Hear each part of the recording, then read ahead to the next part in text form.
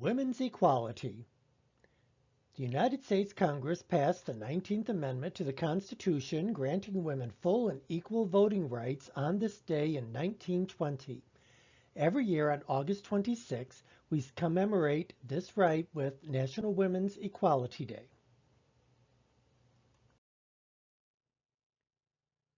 Birth of a movement. Lucretia Mott, Elizabeth Cady Stanton, Martha Wright, Mary Ann McClintock, and Jane Hunt set in motion plans for the first Women's Rights Convention in Seneca Falls, New York. Held at Wesleyan Chapel on July 19 and 20, 1848, the conference drew 200 women on the first day. On the second day, the convention opened to men, and some men did attend.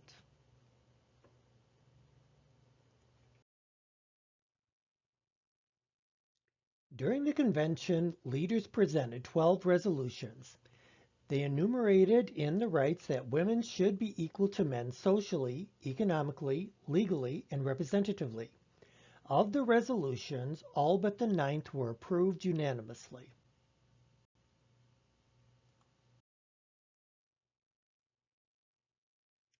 The right to vote created concern. Many women felt it would cause large numbers of their backers to withdraw their support. However, after much debate and the support of abolitionist Frederick Douglass, the ninth resolution also passed.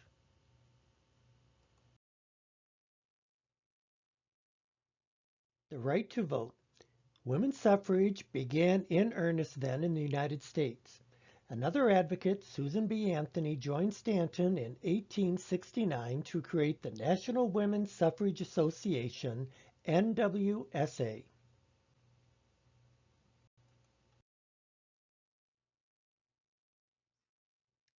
Through nearly 10 years of persistence and lobbying, the NWSA introduced an amendment in 1878.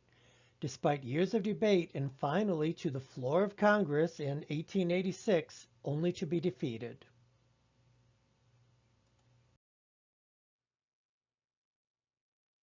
Ultimately, it would take another 34 years before a new amendment made it into Congress.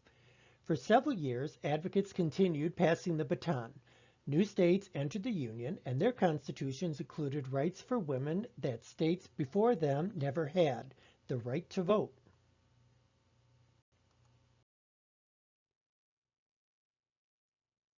Eventually, with women gaining equality, Congress passed the 19th Amendment to the Constitution.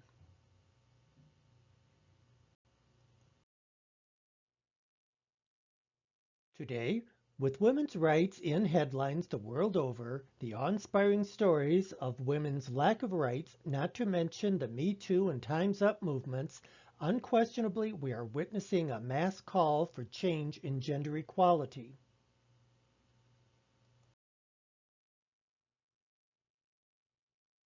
The U.S. is one of only 8 countries in the world that does not provide any form of paid maternity leave by federal law. Maternity leave has been linked to fewer newborn and infant deaths, higher rates of breastfeeding, less postpartum depression, and a more hands-on role for new fathers.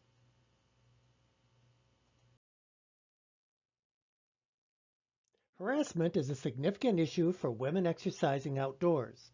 According to a Runner's World poll in 2017, 40% of women have been harassed while running outdoors, while men don't get catcalled on a run.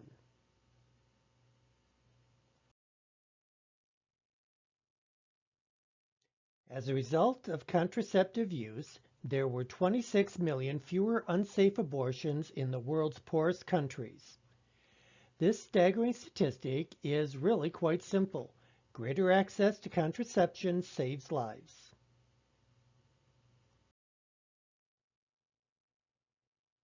In low-income countries, for every 100 boys who continue their education after high school, only 55 girls do the same.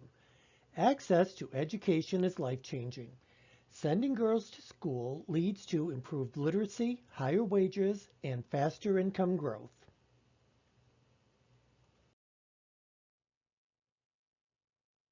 Education reduces the chance of premarital sex, lowers the chance of early marriage, delays first births, and helps mothers learn how to plan and space their births apart. Whilst the benefits are endless, girls around the world continue to face barriers to secondary and post-secondary education.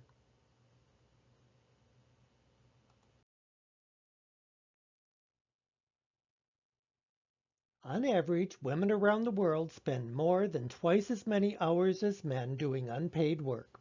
Unpaid work refers to work performed in the home, from child care, cooking and cleaning, to collecting water and gathering firewood in communities without electricity and running water.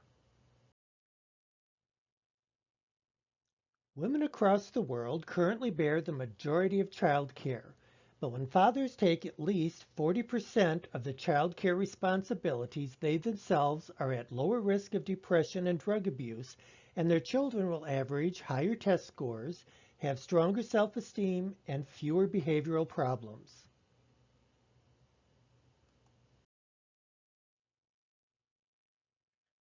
Gender discrimination is encoded into law in countries across the globe. These are just a few examples. 113 countries do not have laws to ensure equal pay for equal work among men and women. 104 countries make certain jobs off limits for women. 39 countries have laws that mean a daughter cannot inherit the same proportion of assets as a son. 36 countries limit what wives can inherit from their husbands. 29 countries restrict the hours women can work.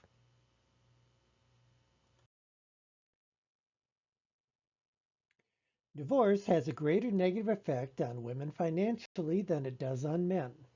A 2001 survey by the Legal and General Pension Group found that women's household income in the UK fell by 33% following a divorce, nearly double the impact on men post-divorce.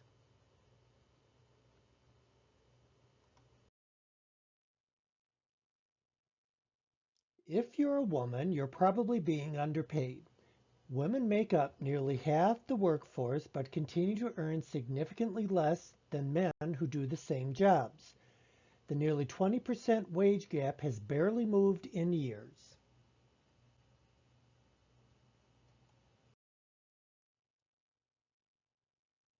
We produce 5 videos per week, so please click the like button and subscribe to see future videos. Like, comment, share, subscribe.